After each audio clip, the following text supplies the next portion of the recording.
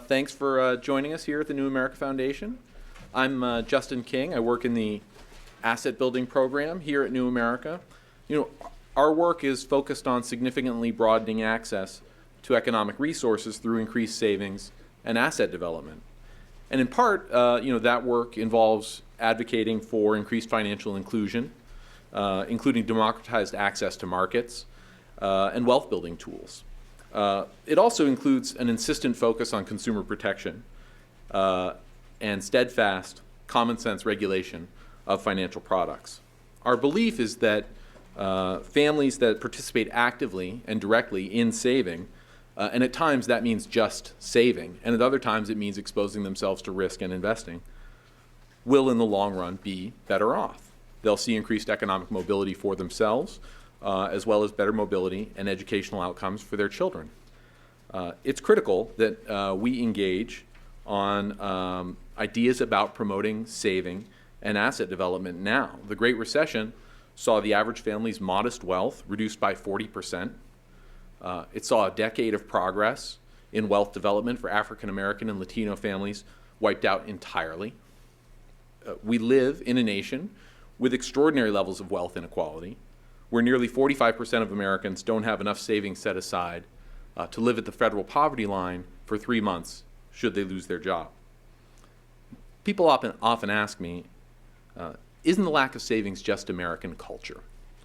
The truth of the matter is that culture and policy interact, that the one shapes the other, but it's especially foolish to see the results of policy decisions and to dismiss them as merely culture, particularly when our policy encourages people to take individual action and individual risk and leaves them in a marketplace full of hucksters and predators.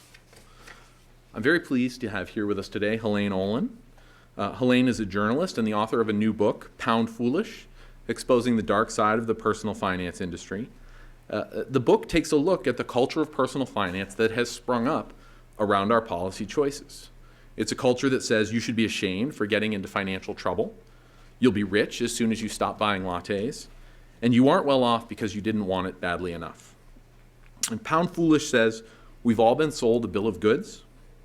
The book looks at vast numbers of hardworking, struggling Americans, sees them participating in incomplete and broken systems, and pins their troubles on them for not wanting it bad enough. It's a book that's a little bit angry. It's a book that is a lot of fun. And it's a book that provides a challenge to the status quo.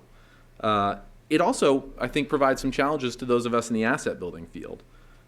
It brings home the importance of making sure that our work is sustainable and making sure that our work is scalable, because the people that are on TV aren't paying much of a price for selling bad advice. And it doesn't look like they're going away anytime soon. So I'm going to sit down. We're going to have a conversation with Helaine.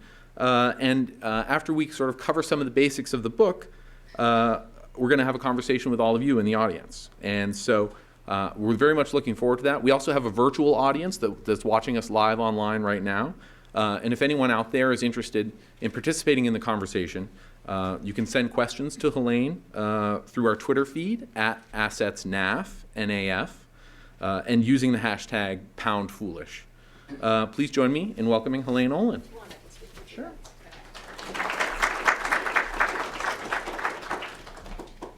So I just should say, as a recovering shy person, I initially told Justin I wouldn't get up here and speak, but I've changed my mind. I'm over 40 now. I can speak in public.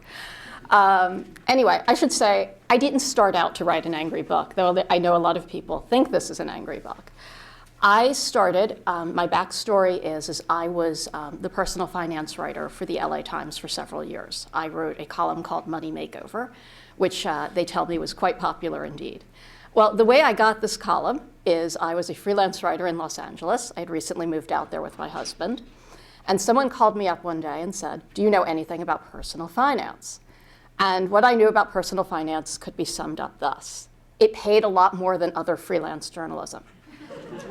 So being in my, actually I was about 30 at this point, so I can't claim I was in my late 20s.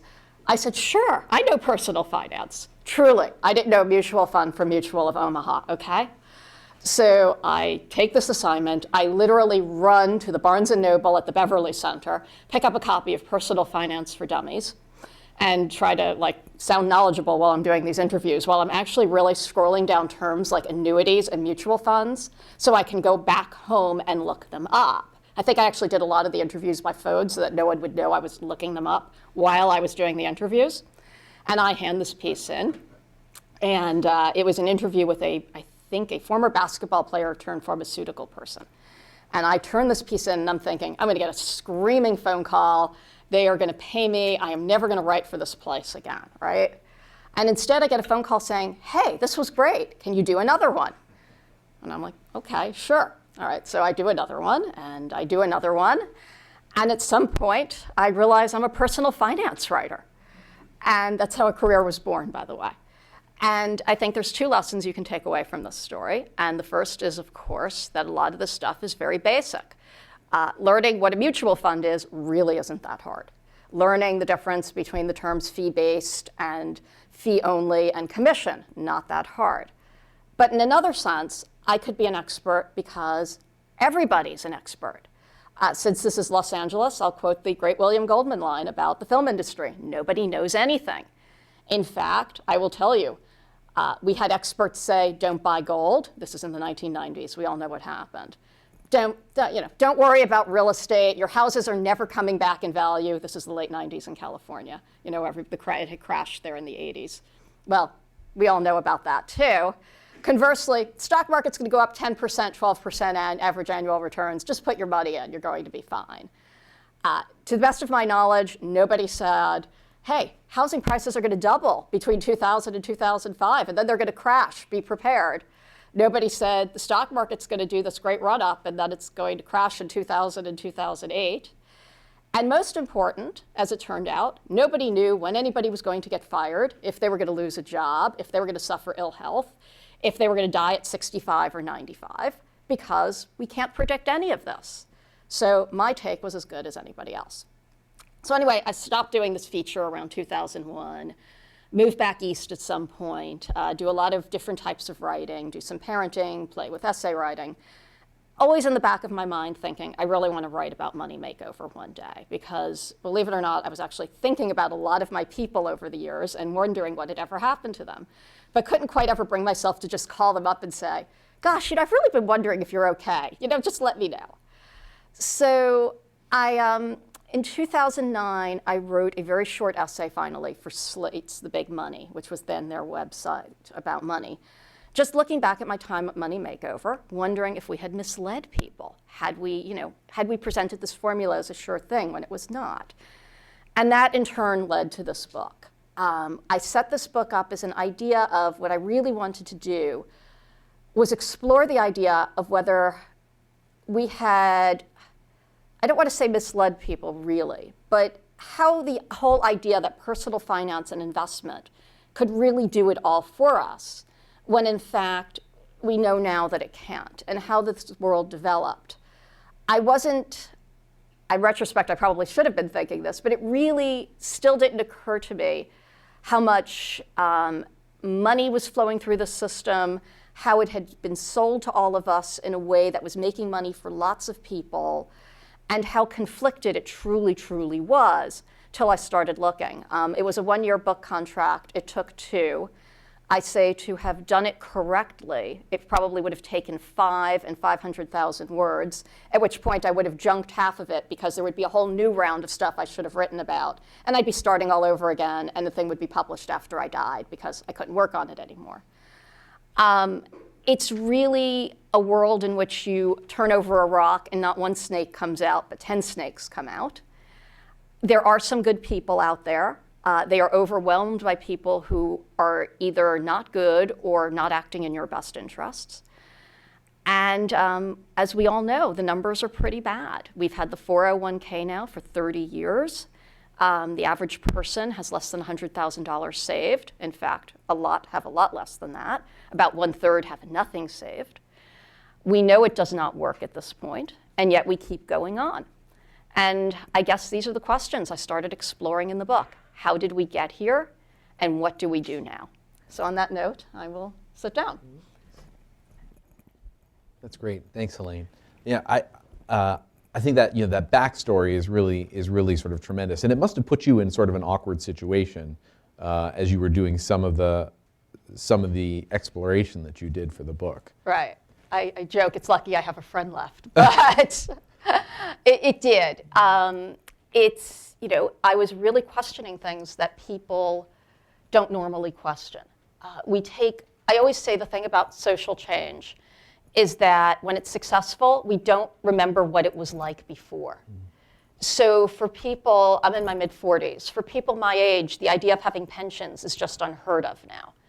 So I was saying to a lot of people, I don't think your 401k is working for you. And that's a pretty powerful thing to say to people. So I want to start a little bit at the beginning, and part of this is at the beginning of the book, and part of it is for us sort of where the idea of asset building starts, and that's really sort of with the idea of sort of a core cushion of basic savings. And one of your opening chapters in the book is the latte is a lie, and the latte is sort of the code for whatever your personal vice is. And the idea is that if you cut this thing out, then you're going to be rich sort of over the long run. And tell us a little bit about sort of the nut of that idea. And what I'm really interested in is, I think a lot of people might hear you talk about some of this and they might think, well, of course we have to live beneath our means. Right? That thrift is a core part of building wealth over the long time. And to tell us a little bit about sort of what your experience with people's reaction has been, but also the state of sort of thrift in America today. Okay, so what we know is in 1980, the savings rate was 10%. It has fallen since then. By the mid part of the last decade, it actually goes negative for a while. I believe as we're speaking, it's somewhere between 3 and 4%. It went back up a little bit after the recession. Though Kathy Christoff, one of the people who was my mentors at the LA Times, says that a lot of that just has to do with debt write-offs, by the way. So what began to happen, though, is by the mid-90s, people are quite concerned about the savings rate. We're 15, 20 years into the 401k. We know that T. Rowe Price does a study in 1994 saying that people are only saving about a third as much as they need to be saving. And what on earth are we going to do? So you start hearing more and more talk about savings. People are aware of the fact we have a problem. So what we don't really have an awareness of, though, and we won't for another several years, is that part of the problem really is this idea that our incomes had begun to fall in relative terms starting in the late 1970s, that the income inequality had also begun to open up in the late 1970s. I mean, you see blips of it here and there. People are aware of it, but it's not part of the common discourse. What is part of the common discourse is this idea that people are spending like drunken sailors on leave, basically. That they're all running off to, the department store for the sale, they're all going to Starbucks and spending every penny they have. And so what you start hearing, and I remember hearing this in California by the mid-1990s, is this idea of, hey, if you just give up your latte, you will be fine. Your latte costs a couple of bucks a day, you run in, you get a muffin with it, you're out $5. This is where your problem is coming from. As I always like to say, that's partly because people don't see you spending your money on health, education, and housing, which is really what was going up at rates well beyond that of inflation. People see you spending money on your latte. So, but the story goes is a money manager in San Francisco named David Bach starts talking about this as well. And he, unlike everybody else who's just sort of saying it, has the wit to put it in a book called Smart Women Finish Rich, which was published in 1999. And he calculates a number where he conveniently forgets to include inflation and taxes, that if we give up our latte, and hey, who needs a latte, right? We can save up between $1 and $2 million by the time we retire. And people are desperate, and they love this message. And David Bach starts going out and promoting this message like crazy. So this thing that we'd all been sort of hearing about, you start hearing about more and more. He takes a trademark on the name. He moves to New York to spread from San Francisco to spread the message. And finally, of course, the Holy Grail, he gets on Oprah. And Oprah says, wouldn't you like to know how you can retire a multimillionaire, right? Because of course, who the heck doesn't want to know that? I still want to know that. And meet David Bach. And out comes David Bach, and he starts explaining his latte-based theory of life. And from there, the idea goes insane. And this is part of why, to this day, people say, you don't have enough money. It's not because your salary hasn't kept up. It's not because of your health care bills. We know that health care is the leading cause of bankruptcy. It's because you must have been going to buying your stuff at Starbucks way too often. Yeah, no, I mean, I think that's one of the things that for me is really powerful about the book is you're really pointing an arrow at our structures. Right. And that our structures are broken and that there is this sort of fundamental challenge that people are facing that we're actually starting to see it talked about now. Right. Right? We're starting to see sort of Occupy. We're starting to see sort of conversations about wealth inequality. There was a really sort of well done video sort of demonstrating wealth inequality that that went viral. And it's had something like 5 million views in the course of less than a week, and that's of course in the last couple of months. So are you encouraged by what you see right now? Are you sort of optimistic that we are sort of having a conversation about inequality that's going to mean something? I hope so. I mean, I'm definitely more encouraged than I was when I started the book. I mean, it's funny because people have always said, what did you do with your money after you finished this book? Did you take it out of the bank, bury it in the backyard, and go move off the grid? And I was like, no. I'm both encouraged and discouraged. I should say I'm discouraged because, of course, our political climate is what it is. It feels like any change, even the most incremental, tiny change, is next to impossible. So in that sense, I'm very discouraged. I am encouraged that more and more people seem to be engaging in this. More and more people seem to be talking about this. Whenever anybody says to me, Occupy was a failure, my response was, nobody was talking about this in a mainstream way before Occupy, and they truly were not. The 99% versus the 1% will go down probably in ad-making history as one of the great slogans ever. It got people to engage in a way that they just hadn't engaged before. And it was the first movement I felt in many, many years, probably pretty much in my lifetime, where you got people saying things like, well, hey, you've got student debt that you can't pay. You're about to declare bankruptcy because of your wife's medical bills, and your house has been foreclosed on. Maybe we all have a common problem, because the ideology of personal finance says that we're in this alone, right. That you can't make it, well, that's your problem. If I can't make it, that's my problem. What Occupy did is it took all this other talk that was out there, and it was out there. I mean, I knew about it, other people, you probably knew about it, other people working in the field knew about it, and brought it into the mainstream. So I want to return a little bit to some of the personalities in the field. You mentioned David Bach.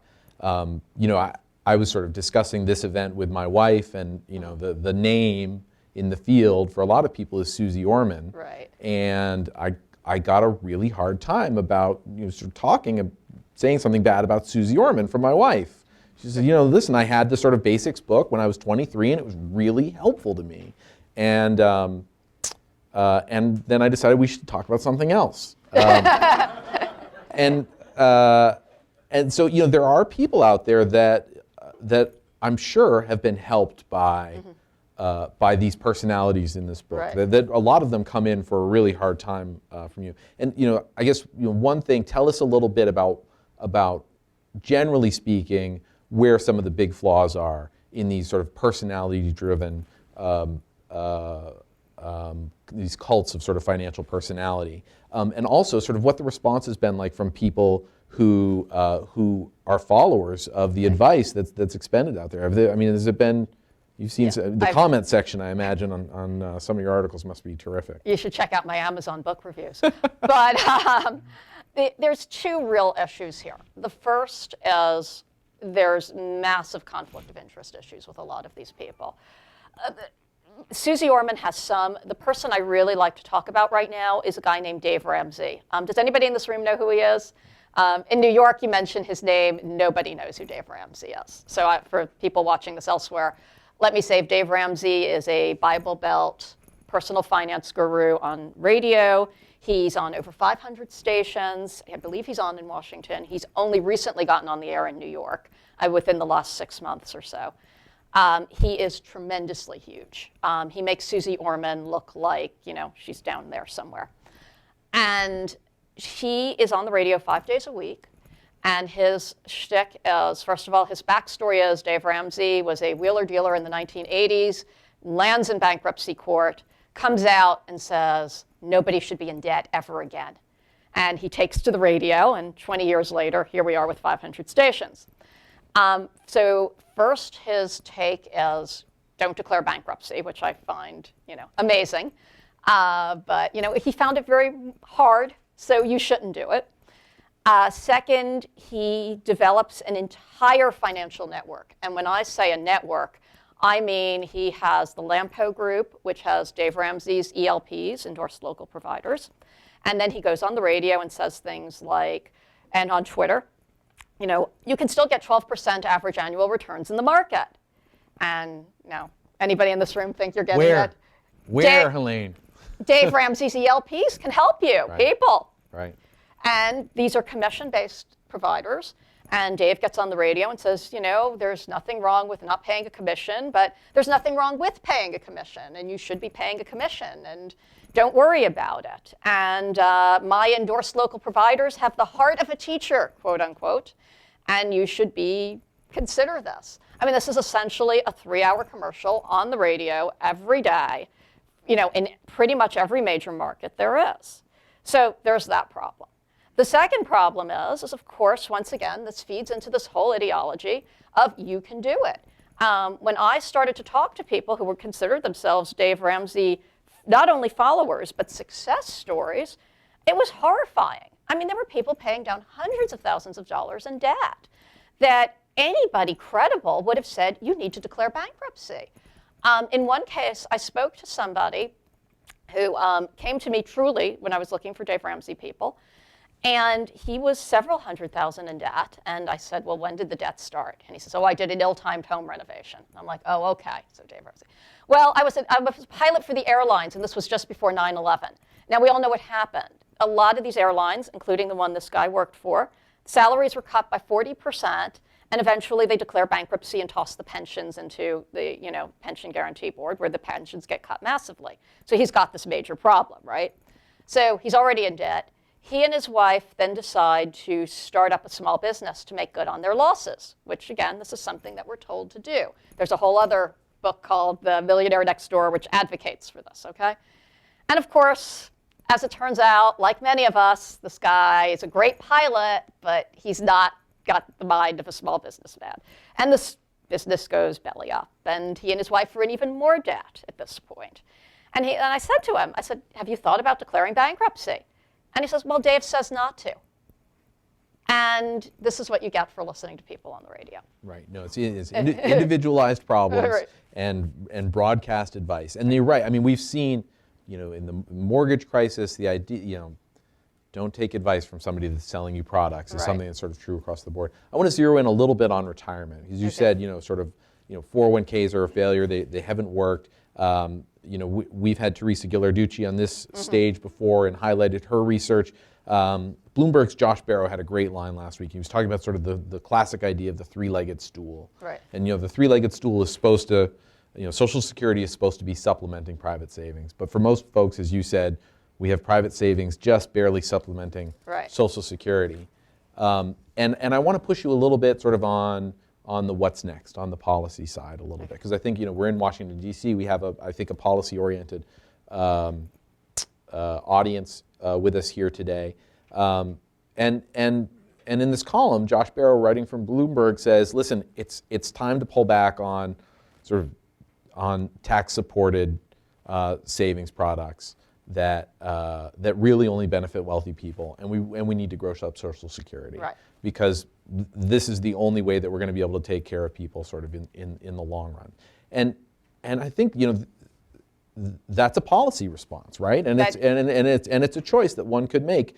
And the other thing that I think we see sort of frequently as people talk about this is, well, the 401k isn't working very well, but if we double down on them a little bit, and if we make them more like pensions used to be, with guaranteed contributions, greater coverage through and greater automatic decision making, then we're going to have a better system than the one we have now. And so I was just wonder, sort of, through this process, do you have in the book you don't, and I think I understand why, come out for specific policy solutions to specific problems. But do you have thoughts about which way we really should be going? I think so. I don't think you can read my book and think I'm not a huge fan of Teresa Ghilarducci, by the way. I should just say that straight out.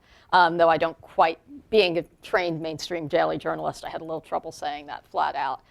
I look at it this way. If the 401k was going to work, we're at close to 35 years now, it would have worked, okay? We know it doesn't work. Everybody who is defending it, many of whom have a financial interest in defending it. The fact is, it doesn't work. People are not saving enough money in them. And they're not saving enough money for a lot of reasons, okay? The survey data shows, and some of this comes out of Scandinavia, that you give people tax incentives, most people are just going to save who are going to save anyway, and as a result, they're just getting tax benefit for doing savings that they otherwise would have done. So we know that. Second, again, we're living in a country where the income stagnation is quite extreme at this point, okay? And the inequality is extreme. You're not going to get tremendous savings from people under those circumstances. There's always going to be something else that seems like a better idea.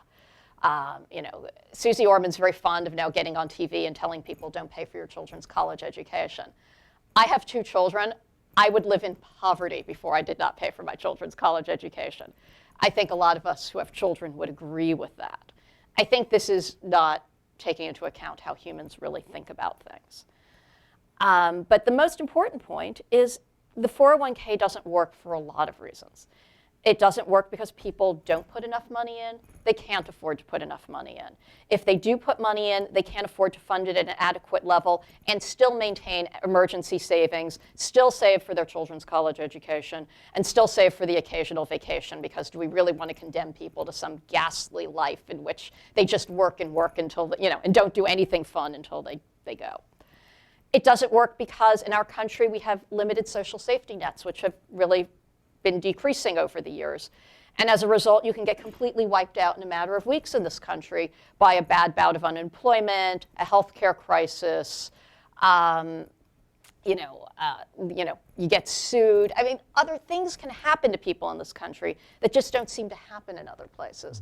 And one person I spoke to for the book, who is Kate Michelman, who used to run NARAL, went through a 7-figure retirement plan after one of her daughters was in a horseback riding accident and was an adult and not insured. Again, I think some of these financial gurus would get on television and say, well, you can't bankrupt yourself to pay for your kids' medical expenses. I'm not sure I would have done that. And Kate Michelman certainly did not do that. She said she turned up at the hospital and they said to her, as they're saying how her daughter is, and by the way, who's responsible for this? And of course she said, me. Right. And then her husband got ill. And even though they had good long-term care insurance, as she put it to me, it's still $10,000 here and $10,000 there. And pretty soon, 7 figures was no more. Right, right. There's more that I want to get to. I want to talk about financial education. I want to talk about automation and a couple of other things. But I think this is a good time to bring the audience in. We've got a microphone out here. And so if we have questions, we'll start over here on the right-hand side. And if folks can please remember, we have a web audience. So if you can go ahead and introduce yourselves, and then statements are welcome, but we prefer a question mark at the end of the collection of words. We'll start right over here about halfway back on the right. Hi, I was wondering if I could get your thoughts on the situation in Japan, where what you have is elderly Japanese savers. What they tend to do is they buy government debt, but now there's this fear of inflation, and there's this talk now that all of these good, dutiful Japanese savers, lifetime savers, are going to be wiped out and they're not going to have retirement. When I hear those stories, it impacts me. I'm in my late 20s. It's like, even though that's not the same thing here in the United States, it's like, what if that happens here? Like, is it worthwhile, like, really dutifully saving when there are just so many uncertainties, I can't address the Japanese situation specifically because I would not say I'm an expert at this at all. What we do know is that the Japanese stock market has not really gone anywhere now in 20 years. And they also have a massive demographic problem, which is they have a lot more older people than younger people who can support them. They're also dealing with a society where it used to be that you took older people into your home to live with you, like your parents and your elderly aunts and uncles, and people are less inclined to do that now for any number of reasons. So that's a lot of their issues over there. But your question points to another thing, which is we're presenting a lot of what personal finance and investment advice right now as a kind of done deal, by which I mean, hey, put your money in the stock market. Jeremy Siegel wrote this book that says stocks for the long run. They'll go up, 9-10% average annual returns a year. Don't worry about it. And in fact, that might be true, but it might not be true. We don't really know how a particular investment is going to be in 6 months or 6 years. That's why every prospectus contains a line saying, past performance is no guarantee of future returns. Personal finance and investment advice right now as a kind of done deal, by which I mean, hey, put your money in the stock market. Jeremy Siegel wrote this book that says stocks for the long run. They'll go up, 9-10% average annual returns a year. Don't worry about it. And in fact, that might be true, but it might not be true. We don't really know how a particular investment is going to be in 6 months or 6 years. That's why every prospectus contains a line saying, past performance is no guarantee of future returns. Doesn't work that way. And there are other people who would say that our stock market has been a lucky beneficiary of a lot of trends over the past 100 years, specifically World War I and World War II, which did not destroy us the way it destroyed a lot of other countries, which first allowed our stock market to grow, but second gave us no economic rivals for a nice 30-year period. You look at histories of other stock markets in the 20th century, there's only 1 or 2 countries with returns similar to ours. So there's really no way to know. And you can follow, the other thing I'd say right now is to follow the debate over the bond bubble. Whether there's a bond bubble, if there's a bond bubble, if it is, what will happen if it goes, should you be investing in bonds, what will happen to people? And nobody knows the answer. And anybody who, by the way, claims to know the answer doesn't know the answer, because if they did know the answer, they wouldn't be on television telling you the answer. There's no doubt that there's tremendous, there's a lot of uncertainty out there for folks, right? If you save your money in your bank account, you're very fortunate to be getting 1%, right? If you want a more stable investment and you want to buy bonds, the U.S. government has actually made it very difficult for citizens to buy bonds over the course of the last couple of years. It's, getting savings bonds is not as easy as it once was. That's right. And then there's a series of flawed products on the other end as well. So let's stay on the right side here. We'll go right here. And then Hannah will come up front afterwards. Hi, I have a question about, the books that you've mentioned, and there's one theme that rolls through them: become a millionaire, get rich overnight. And, our culture has moved toward one where the people the images that people receive, you have to drink Cristal, and you have to, so being wealthy, and I think back to my mother's generation. My mother, she's older, she's a Depression baby, but, it wasn't a point of getting rich. And when you put that expectation out there of getting rich, so all of these personal finance people are telling you, rich dad, poor dad, rich, wealth, whatever. But what do you think about, how can you combat that? Because to the lady's comment here, you can save and have a very reasonable lifestyle, but you won't be rich. Right. So how do you address that in the book? And what are your thoughts on this whole culture of, if you're not rich, you're not anything? I address it a little bit in the book, and I can talk more about it. In the book, I point out that we've had this sort of false idea of what we're spending our money on. When one of the reasons there's so much stuff floating around, for lack of a better word, is because stuff became cheaper. We began manufacturing in China. The cost of clothing fell, with the result that to this day, even though we probably own a lot more clothes than we did in 1975, we're still spending a lot less on them. So some of it is that.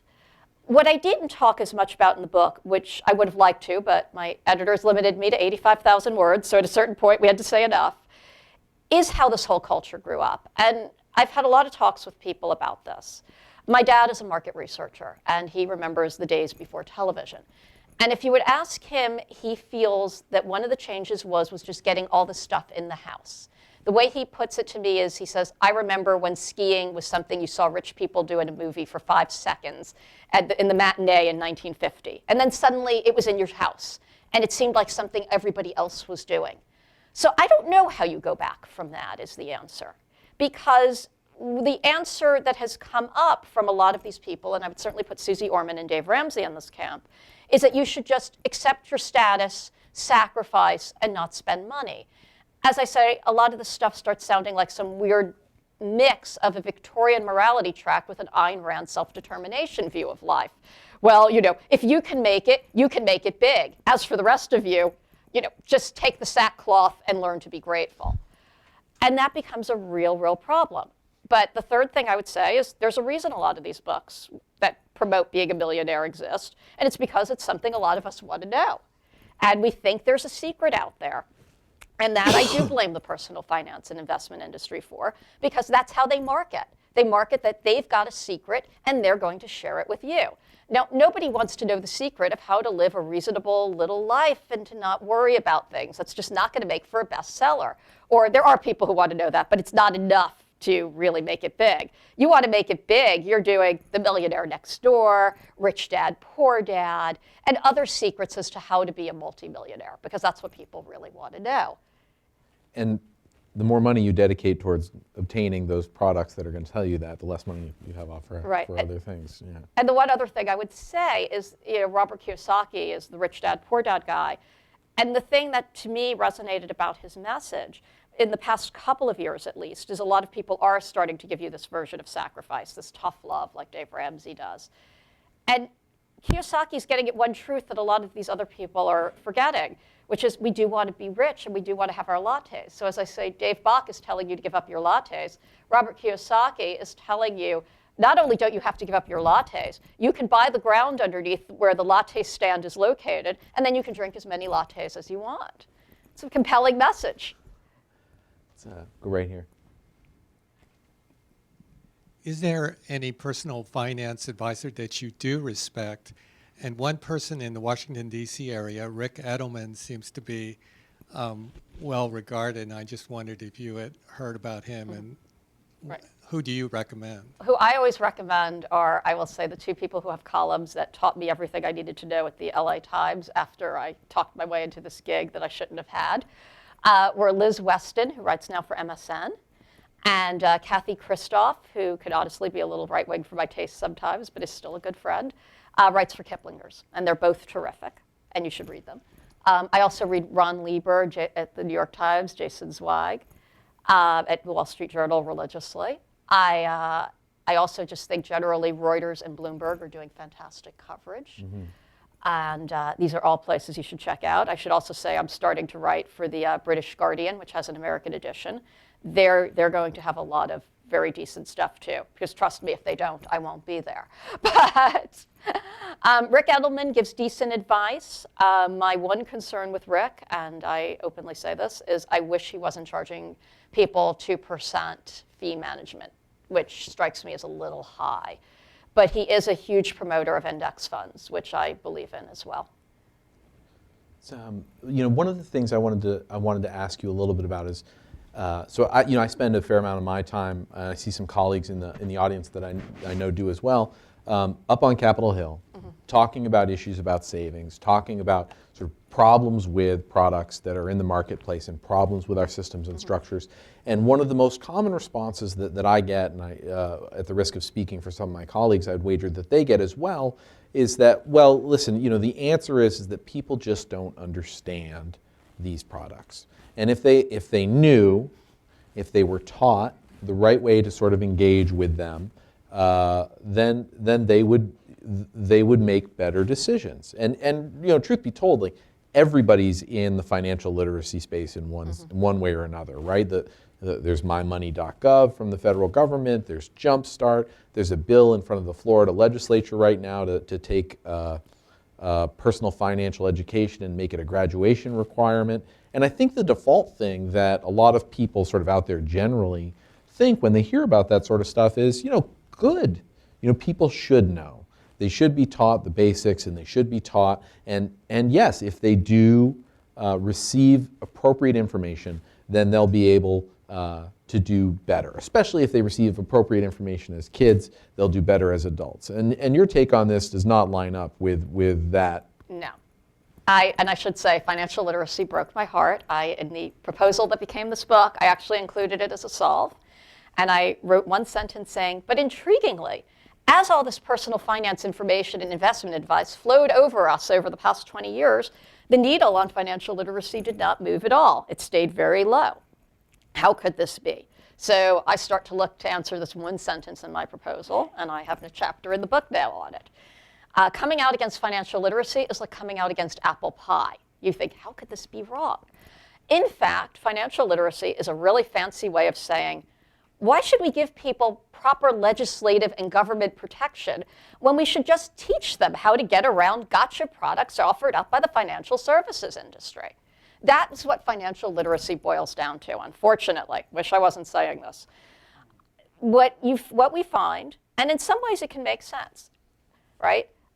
The idea that's being promoted right now is kids aren't learning financial skills from their parents, so they need to take a class at school, and then 20 years later, they will understand that when the salesman is telling them something, or they're getting, they're being shown a mortgage that seems to have 100 pages, small print, with a lot of gotcha clauses, and the broker is saying it has one thing in there when in fact it doesn't have that, you'll take a class in financial literacy and you'll be able to know your way around this. This makes no sense. As I like to say to people, talk to me about what you learned in high school. Tell me about the French and Indian War, and how did that impact the American Revolution? There's probably people in this room who can answer that question. In New York, there's no one, trust me. We don't remember what we learned in high school, or we don't remember a lot. So to reliably assume that we will is a little nuts. But second, even if we did, let's assume there's a perfect world. I went to high school in the early 1980s. I probably would not have learned about gotcha mortgages. I probably wouldn't have learned about a lot of this stuff out there and whether you should buy numerous houses and try to rent them out and see if you could make money. Or perhaps even a better way to put this is I was born in the mid-1960s. Mid-1960s, credit card is less than 10 years old. A married woman would have no right to one for almost another 10 years. They probably would have never taught me about a credit card, in other words, in high school. No ATM machines. I still remember seeing my first ATM machine. It was really cool, right? My eyes were popping out of my head. There were no gotcha mortgages. More important, there were no retirement accounts. The IRA doesn't come in until the late 1970s. The 401ks are the early 80s. So I never would have learned about any of this. So somebody in their 60s, for example, would never learn about any of this in school. Why would you assume that they would, because they could take a class, they would know this? Does it make sense again? The pace of financial innovation essentially ensures that any class you take, even if it works, isn't going to work for a long time. Finally, when you look at the rest of the data, a couple other things. Students who take a class in financial literacy know no more than students who have not taken a class. So never mind remembering it in 20 years, they can't remember it 2 months later. Second, the financial establishment knows this. And you've got to start saying, why are they promoting this? And then you start looking, who's promoting this? And the answer is, this is not a lot of disinterested parties. It's people like Capital One, Visa, all sorts of groups that have a vested interest in preserving the system as is. Yeah, one of the things that we've often talked about is that there seems to be more promise in education that's paired with actually the product at the time, right? We've seen lower rates of foreclosure on families that receive sort of appropriate levels of housing counseling, and of course a decent product at the same time. And if you pair a kid with an account and it comes with the education, there seems to be more promise in that, what we've called, and others of course have called a financial capability approach, as opposed to that pure sort of financial education approach. And now I'm actually going to explain the French and Indian War. Actually, no, I won't do that. I think it's probably smart to go back to the audience. Can we come right up front here?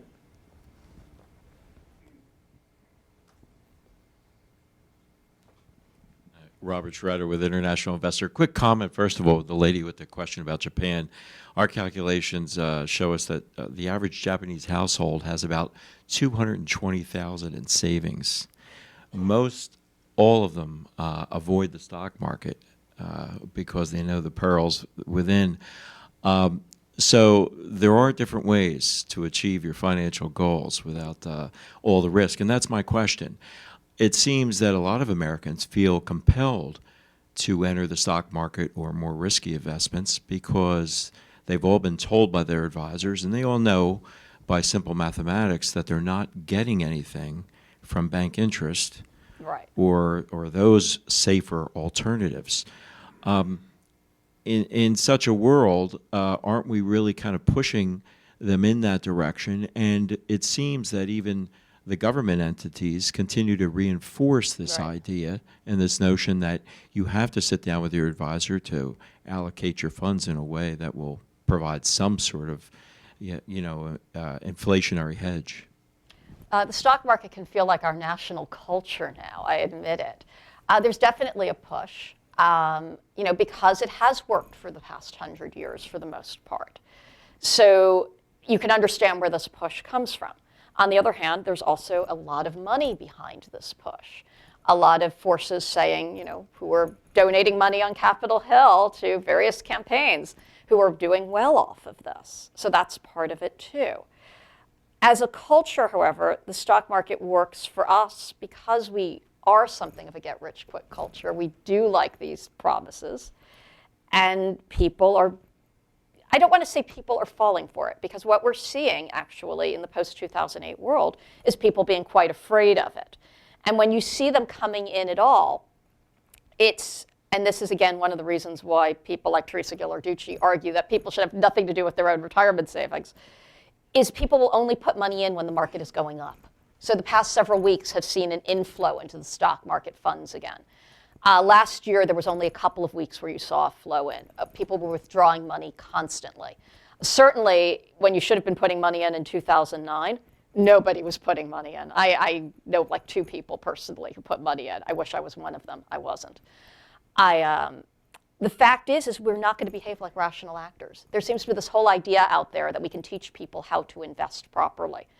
And that's assuming the idea of investing properly exists, as you just pointed out. But even if it does exist, you're never going to teach people to do it. It's not possible. We're never going to overcome our own biases. And we're never going to invest in the market when, say, it's March 2009, when it's exactly when you should have been shoving all your money in. Can I have a quick follow-up? Yeah, go ahead. Very quick. Do you find that it's natural tendency for people to overestimate their returns and underestimate their losses? I think it's both inadvertent and sometimes purposeful. Both of the above is the answer. What you find is when the going is good, people overestimate their returns. I have a favorite Gallup survey from the late 1990s, I think it's 1999, where people were queried and were told Gallup they expected 30% average annual returns in perpetuity. Okay? So, hey, it was a couple of great years there, okay? Conversely now, if you look at the numbers, people are expecting nothing, right? Obviously, the truth is somewhere well in between these two places. What we seem to do is, I think financial behaviorists would call this the recency effect. What just happened in the past, and I mean the past is in 2 weeks ago, is what we expect to be in the future. So the market's up, we expect the market to go up. The market's down, we expect the market to go down. Bonds are up, we expect bonds to stay up. Bonds are down, we expect them to stay down. And as a result, we're not very good at forecasting where our money is going to be. I would argue the issue with retirement savings is less that than the fact, again, that people couldn't afford to put the money away. And second, another thing we all do is we try not to think about things that are unpleasant. Let's give me your take on automation a little bit. One of the big concerns of sort of the crash and people being sort of heavily into the market is what happens when you're 63 or 62 or 64 and a half and you're heavily exposed and the market goes down. That's the worst case scenario for people who have something. Not having anything is obviously worse than that, and there's a lot of people that are out there who have that financial experience. But more and more there's been a push for funds and for individuals to adopt life cycle funds where you sort of reduce your exposure all the time. And this is an example of automation is supposed to take care of this problem. And there's been a lot of work that we've advocated for automating people's entry into the market and automating their sort of amount of savings and sort of setting appropriate defaults for people so that we know people are going to make bad decisions. And if we set them up to a low hurdle path for, generally speaking, good decisions, that we're going to see sort of better outcomes in the long run. Is there a lot of promise there, or are we selling ourselves short? There's both promise and we're selling ourselves short, and we're selling ourselves very short. Automation sounds like a great idea. and in a perfect world, it will work. We live in the United States. We do not live in anything resembling a perfect world, okay? There's a lot of problems with automation as of right now, and I'm going to try to be very brief and go through some of them. First, right now, the default rates in are very low. The reasons the default rates in are very low is because they're roughly usually 3% or so, is because if they were any higher, no one would put their money in because people can't really afford to save lots more money. Second problem we have right now is we have a massive 401k, what they call a leakage problem. And this is not a commercial for certain products on TV. This is a problem of people taking their money out. And the reason they're taking their money out is because they need it, okay? So we're defaulting people in, and they're often using it as their emergency savings, okay? So putting them in stock funds, as has been pointed out by other people, is not always the best idea because people are often using this as emergency short-term savings, often not meaning to. But the result is they're pulling money out of funds where they should be invested for 20, 30, 40 years. So that's not a good outcome. If you just tell people they're going to automate and you can't take it out, unless you make this mandatory for everybody, which I don't think there's any movement to do in this country, though people like Teresa Gillarducci are strongly arguing for it, people are going to opt out more. And the reason they're going to opt out more is because they need that money.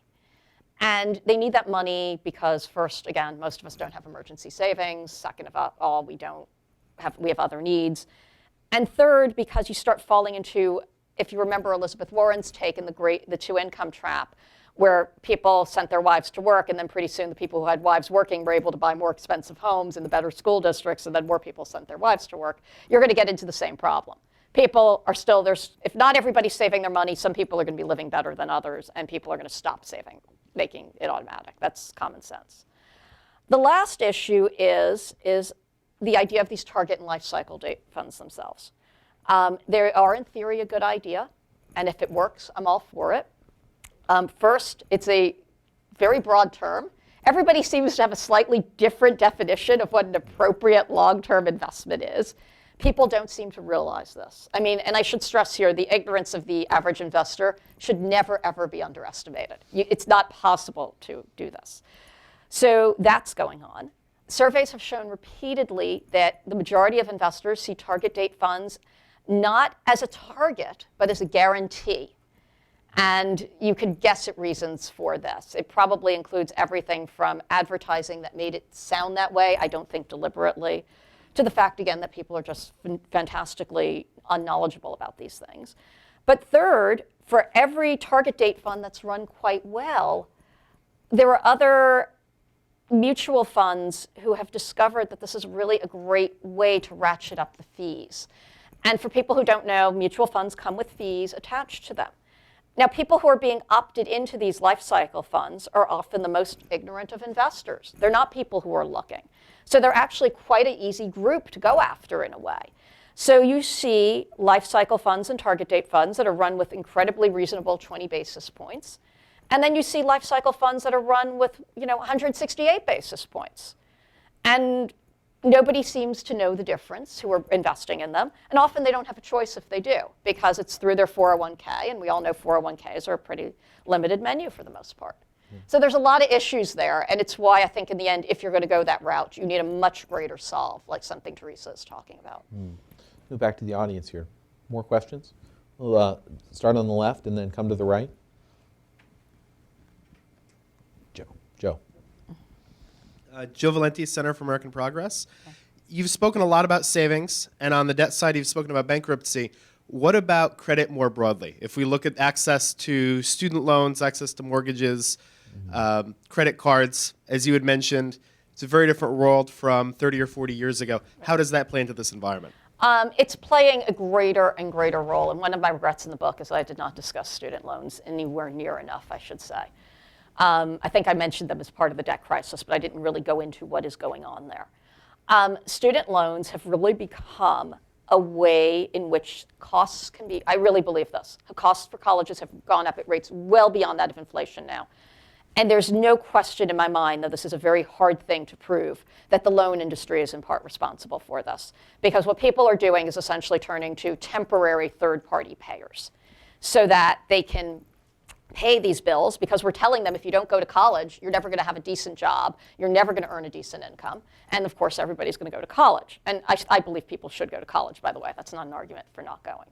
But what has changed, and changed dramatically, as we all know, is that over the years it became harder and harder to get rid of these debts in bankruptcy court, till finally in 2005 in the bankruptcy reform legislation, you could no longer get rid of private student loan debt in college, from college loans. And this is where the real trouble really begins, because those are the loans that have the highest interest rates, that are next to impossible to renegotiate, that are really with the most gotcha terms. And surprise, surprise, what happens? The loan debt ratio starts to go up dramatically. And we now have a situation where we have people in their 20s who are still in a very fraught economic environment, are having a very hard time getting jobs, or if they do get jobs, they're not anywhere near the levels they were 10, 12 years ago in terms of payment. And they're stuck paying these massive bills. And you can't renegotiate them because nobody's going to renegotiate with you. Why would you renegotiate if you're the bank, right? These kids can't declare bankruptcy. Where's the incentive for you? So it's becoming this huge drag on the economy, I believe. There are people who believe it as a drag on the housing market. There are people who believe it as a drag on housing formation. It is appearing to be a drag on marriage, by which I mean we now have data that shows that while for men, having student loan debt doesn't seem to have any impact on their marriage rates, for women, as I joked in a column I published today in The Guardian, I said men don't make permanent passes at girls with student loan debts. They don't get married, or they get married later, or they have a less likelihood, all in all, to get married. And that's becoming a real issue. I find it hard to believe that women who just have student loan debts are in some group that just doesn't feel like getting married. Right here, we'll go these 1, 2 from the front. My name is Bruce Murray. I'm a retired federal employee from the U.S. Department of Education. I used to do student loan statistics, by the way. Actually, my question, though, is about long-term care insurance. That seems to be rather universally recommended. I had an experience with it with my mother, who lived to be 98 and was senile for 17 or 18 years, and she kind of went through her long-term care. It helped a little, but in the long run, not a whole lot. Do you feel that that is truly a good thing for a person? Well, I'm getting pretty old myself now to think about having it again, but I didn't bother to get it when I was in my late 50s or early 60s. Is it something that you think is really worthwhile? It was worthwhile. And you're probably, if you're not in your late 50s or early 60s any longer, you probably can't afford it any longer, unfortunately. The problem is, and we really won't know this now for several more years, is that the terms of the long-term care insurance are now changing, because the actuarial tables from these great things that helped your mother, for instance, turned out to lose the insurance companies a heck of a lot of money. They weren't counting on people living as long. They weren't counting on them living as sick. So now you're starting to see stuff being sold without the same inflation protectors, without the same guaranteed structure in terms of what you'll be paying. So you're starting to hear stories of people whose long-term health care insurance bill has suddenly doubled on them, making it unaffordable after years of paying the bill. They are covering less. They are also charging women a heck of a lot more than they're charging men, because women live both longer and sicker. So while I wouldn't necessarily say don't buy it, I wouldn't run out there. I'm not in the crowd of people who says you must have this either. The other issue is, of course, it depends, and this is why I hate blanket answers. It depends on how much money you have. If you've got $10 million, you probably don't need long-term health care insurance. If you have less than $100,000, same issue. You probably don't need it. The government will probably step in and cover. You probably don't even have enough money to pay the premium anyway. It's everybody in between that it starts becoming a sort of guessing game for, and you can play with various tables and go to various financial planners who will give you different answers on this. And of course, the real challenge is that there's a guessing game involved in what your Social Security is going to look like, what your 401k is going to look like, what your IRA is going to look like, what your long-term care insurance is going to look like, what your HSA is going to look like, what your 529 is going to look. It's a very, very complicated world across a variety of things. And we have to sort of ask whether that increasing diversification and shifting risk for all of these different things onto individuals, where that's going to get us in the long run, and whether it's going to be any better or worse than today. I want to take a couple more questions, and then we're going to sort of move towards wrapping up. Can I see one last show of hands? we'll go 1, 2, 3. We'll take those 3 questions, Hannah, and then we'll hold a response until we've heard all 3 of the questions. I'm Monique Cohen. I'm interested, when you talked about financial education, your conversation, your critique, was primarily about school-based financial education. And I would totally agree with you about that. But what about financial education at more important moments in people's lives when they're making transitions, when they're acquiring a house, when they're getting their first job? They're exposed to, in the world I live in, mobile money.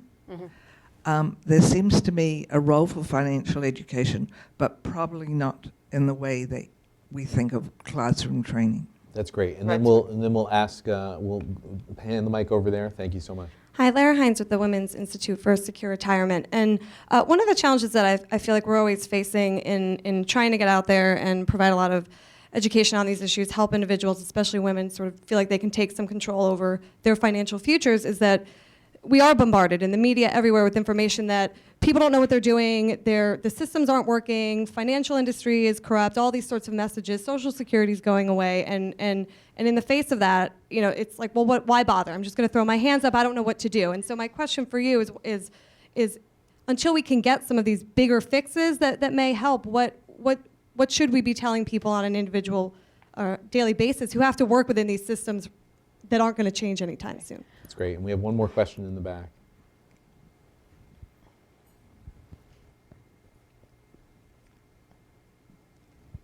So I kind of feel like there's been a lot of diagnosis of what's wrong with the issue, and so now I'm thinking about, well, what are some solutions? You touched on massive inequality and what the Occupy Wall Street movement brought to it by identifying that it's in the hands of a tiny minority, the wealth. I guess I would like to hear if you have any thoughts, even if you didn't suggest in the book. Is the solution something like requiring corporations to invest profits more in, if we can't get back the pension, the 401k? I mean, what from a policy standpoint can we do? Because we're kind of getting around to the idea that it's not fair to put all of the onus on the individual to save for the retirement. Okay, I'll try to do these in order. First, what you described isn't financial literacy, though people like to say it's financial literacy. It's called coaching. And it's actually something I've become a bigger fan of over time. The trick is to make sure people have access to coaches. This is how we actually met, was talking about this together online. Have access to coaches, and that these coaches are non-conflicted. I will tell you, I use a coach myself now. It is wonderful, however, it is not, at this point in time, very cost efficient. And going to a coach privately, can cost you a couple of $100s an hour. I don't necessarily think that's a huge burden given what you're going to be paying out otherwise, but for a lot of people it is. But there's a lot of promise in that area, but it is often confused with financial literacy. The problem, of course, is that it doesn't solve the problem you just articulated, which is that there's a ton of barrage coming at you constantly. You're going to go to a coach for a very specific thing. The chances are you're still going to be barraged with all of this stuff. And to me, there is no solve for teaching people how to withstand this barrage. It's why I walked away from financial literacy saying we need laws. There's no way. You're never going to beat the financial services sector at their game. I'm not, you're not, no one is not, okay? And as a result, we have to stop pretending that it's possible. And I guess this is where my conclusion for the book was we need to talk about this. What I didn't want to do was write a list of 10 policy suggestions that everybody would go, nod virtuously as they were reading the book, then shut the book and never discuss again, which, as we all know, is sort of the standard formula out there right now. I really wanted people to engage with that. And while I have gotten flack for not putting suggestions in the book, I have to say I'm having great conversations as a result of not putting those suggestions in. So I think I was right in the end. What do I think needs to be done? It's all over the place. I don't think you're really going to truly get at this till you get at the wealth inequality gap. I don't see how it's possible. Ditto the salary issues. That involves a lot of taxation issues in our country. While these gaps have opened up in many first world countries, in fact, ours is much more significant than most others. And the reason that is likely because of the tax policy issues that were encouraging this insane growth of inequality. The carried tax exemption is a perfect example of this. I live in New York, so that one really hits me at home. I am not paying 15% on anything. But somehow, if you're running a hedge fund, you are. That's a problem. Getting people to engage, though, and really, one of the things the individual culture of personal finance and our individual culture in general has done is it's made us all feel like personal failures. And it has, for a large extent, stopped a lot of social engagement, I believe. And that we have stopped seeing ourselves as a group and we see ourselves as individuals. So if we fail, it's individual, to bring this back to some of the Occupy stuff. So the only way you're going to get change is by demanding change. I mean, I know that sounds kind of simple, but we haven't done it for a very long time. We have simply accepted it. We've privately groused about it. But most of us are way too embarrassed to say anything about it. The average person hears the word retirement and they're screaming massive panic, but it doesn't occur to them that everybody in this room's got the same problem. So until we reach that point and we're willing to start taking action and talking to Congress and writing to Congress, and God alone there's maybe, I don't know, a mass of people in their 50s who don't have enough money in their 401ks. Let's talk to them.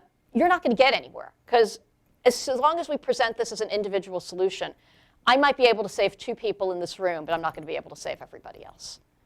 That's great.